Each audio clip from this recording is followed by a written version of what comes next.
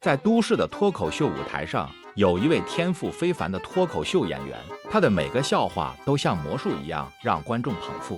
然而，随着时间的推移，演员渐渐感到创作疲惫，他的笑话似乎不再那么有创意，观众的兴趣逐渐消退。演员的老板决定给他一个特殊的任务，派他前往玉法山寻找新的创作灵感。玉法山是一座神秘的山脉，传说中生活着一种奇特的鱼，名为藻鱼。这种鱼外形像鲤鱼，但却长有鸡爪一样的足。据说食用它的肉可以治愈身上的油脂。鱼的肉被认为是一种神奇的疗愈药物，吸引了无数人前来寻找这片宝地。然而，玉法山也是山灰的栖息地。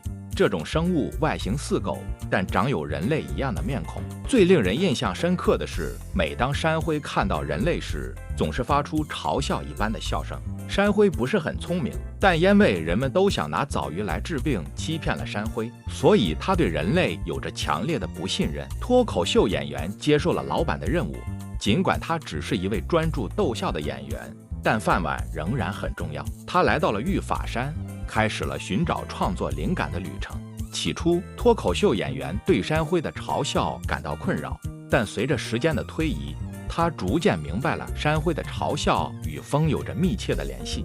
每当山灰大笑时，周围的风就开始狂暴，整个山脉都陡然起风了。脱口秀演员决定将这些特点融入他的脱口秀表演中。随着时间的推移，山灰开始逐渐信任脱口秀演员，他们之间建立了深厚的友情。脱口秀演员不再被山灰的嘲笑吓到，而是乐此不疲地与这个奇特的伙伴合作。最终，山灰同意与脱口秀演员合作，他们一起创作了一场空前绝后的脱口秀表演。每当需要配合的时候，山灰放声大笑，狂风四起，将观众带入一个全新的笑声风暴。观众们感受到了这个特别的搭档组合，掌声如雷，笑声不断。这个与山灰的特殊合作，使脱口秀演员重新找回了创作的灵感，他的表演变得更加新鲜和生动。他的脱口秀红遍了大江南北。然而，一天，一位富有野心的商人听闻了他们的传说，决定将他们的表演推向国际舞台。他提出了一份诱人的合同，希望他们前往世界各地进行表演，并声称这将是一次致富的机会。脱口秀演员被商人的话语所迷惑，而山灰对商人的诚意充满怀疑，因为曾经被人类欺骗过。商人的到来使得脱口秀演员和山灰之间的关系开始紧张。脱口秀演员被商人的承诺所吸引，认为这是一个前途光明的机会，而山灰则担心脱口秀演员的利益与他们的友情开始发生冲突。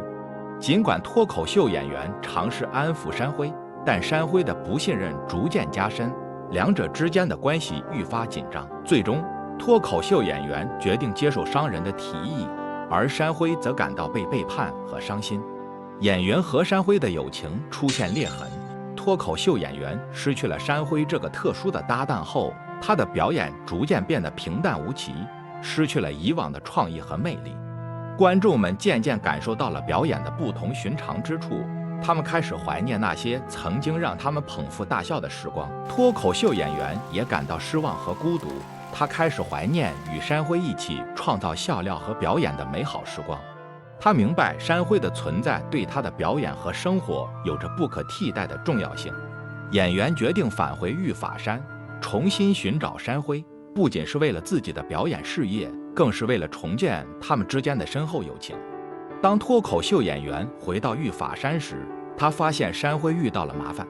一群狡诈的商人闯入了玉法山，试图捕捉山灰和藻鱼，以赚取大笔利润。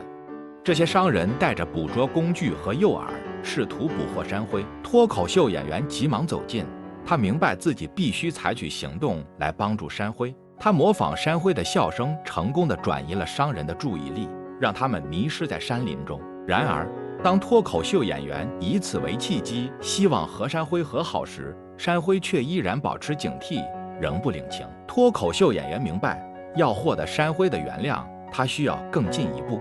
他模仿山灰的笑声来哄山灰，后来一人一兽一起大笑了起来。这一努力最终使山辉重新原谅了演员，两者再次成为搭档，为观众带来了震撼的脱口秀表演。同时，也有更多的人帮助守护着早鱼的栖息地免受贪婪者的侵害。他们的合作不仅重燃了演员的创作激情，促进了人与自然的和谐相处，